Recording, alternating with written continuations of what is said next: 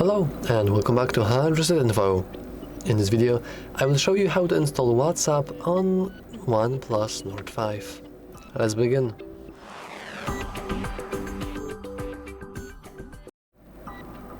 So, let's head into our Play Store, and now you want to make sure that you have Google account signed in. Now you want to go to search, enter search bar, and simply start typing in WhatsApp.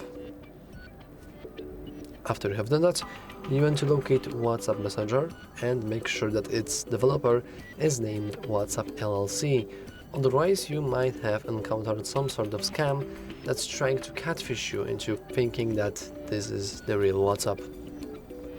After you have done that, you can simply hit install, and after a moment, we should be able to just enable and open our WhatsApp, log in and use it however we want.